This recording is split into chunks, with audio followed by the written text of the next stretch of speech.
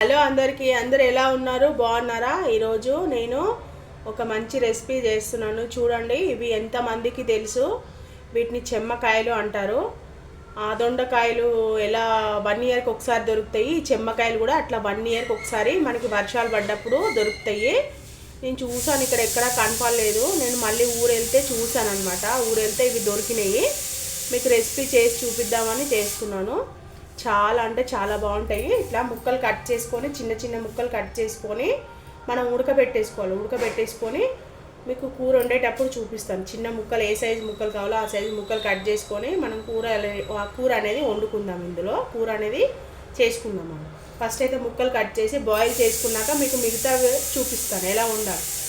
చూడండి, ముక్కలన్నీ ఈ సైజులో కట్ చేసుకున్నాను. ఇందులో కొంచెం సాల్ట్ వేసి బాయిల్ చేసుకోవాలి. ఖచ్చితంగా సాల్ట్ అనేది వేసుకోవాలి. వేసుకుంటే మనం తినేటప్పుడు ముక్క అనేది ఇది చప్పగా ఉంటుంది. సాల్ట్ వేసుకుంటే టేస్ట్ అనేది బాగుంటుంది. కొంచెం సాల్ట్ వేసుకొని ఉడకబెట్టుకుంటాను. ఇప్పుడు నేను బాయిల్ చేసుకున్నాక తర్వాత చూపిస్తాను, కూర ఎలా చేయాలో చూపిస్తాను. చూడండి, ముక్కలు అన్నీ కూడా మంచిగా బాయిల్ అయిపోయినాయి. ఇట్లా చూసుకుంటే ఇట్లా గరిటెలు తీసి ఇట్లా చూస్తే మనకి తెలిసిపోతుంది. చూడండి, ఇట్లా ముక్కలు అయిపోయింది. ఇట్లా మంచిగా ఉడికిపోయింది. స్టవ్ అనేది ఆఫ్ చేసేస్తున్నాను. స్టవ్ ఆఫ్ చేసేసి కూర చేసేసుకున్నాను. చూడండి, కడాయి పెట్టేసుకున్నాను. ఒక 2-3 టేబుల్ స్పూన్ల ఆయిల్ అనేది వేసుకున్నాను. ఇందులో పోపు సామాన్లు వేస్తున్నాను. కొద్దిగా మినపప్పు, కొంచెం ఆవాలు, జీలకర్ర, శనగపప్పు. ఇవి కొంచెం ఫ్రై అవ్వాలి. ఫ్రై అయ్యాక ఒక ఆనియన్ అనేది కట్ చేసుకొని వేసుకోవాలి. ఒక 2 నిమిషాలు ఫ్రై అవ్వాలి. తాలింపు గింజలు అన్నీ ఫ్రై అయిపోయినాయి కదా, ఒక ఆనియన్ కట్ చేసి వేస్తున్నాను. ఒకటి సరిపోతుంది. వేసేసి ఆనియన్ మంచిగా ఫ్రై చేసేసుకోవాలి.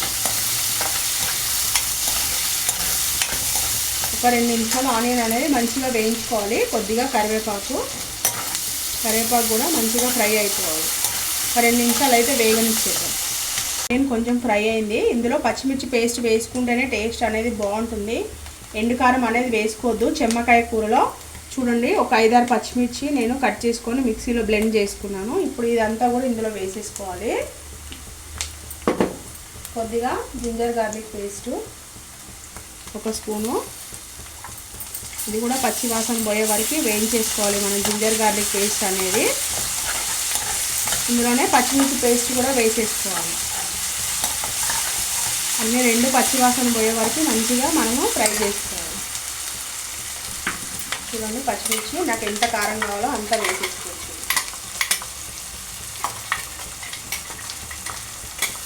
ఇదంతా వేసేసి మంచిగా ఫ్రై అవ్వనివ్వాలి. పచ్చి వాసన పోయే వరకు బాగా ఒక 2 నిమిషాలు ఫ్రై అవ్వనివ్వాలి.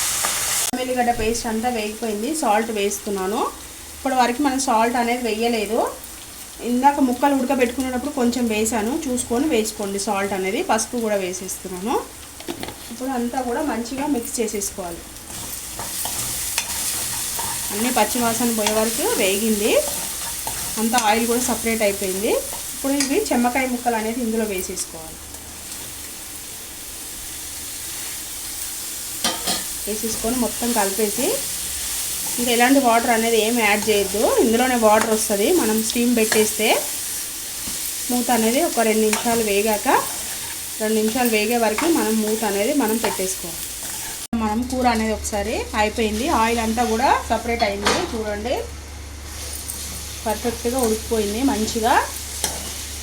చూడండి, కొత్తిమీర వేసేసి సర్వింగ్ బౌల్లోకి తీసుకొని మీకు చూపించేస్తాను. కొత్తిమీర వేసేస్తున్నాను.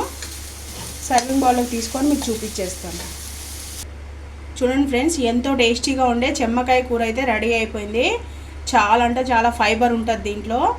అసలు మనకి ఎలాంటి మందు వేయకుండా ఆర్గానిక్గా చెమ్మకాయలు అనేది కాస్తాయి. మీకు దొరికినప్పుడు కంపల్సరీ తెచ్చుకోండి. విలేజ్లో ఉన్న వాళ్ళకైతే తెలుస్తుంది, మరేమో నాకు ఇక్కడ ఉన్న వాళ్ళకైతే నాకు తెలియదు. ఓకేనా ఫ్రెండ్స్, ఈ వీడియో కనుక మీకు నచ్చినట్టయితే లైక్ చేయండి, షేర్ చేయండి, నా ఛానల్ సబ్స్క్రైబ్ చేయండి ఫ్రెండ్స్. ఓకేనా, ఎవరన్నా ఛానల్ కొత్తగా చూస్తున్న వాళ్ళైతే ఛానల్ సబ్స్క్రైబ్ చేసుకోండి. ఓకేనా, బాయ్ బాయ్.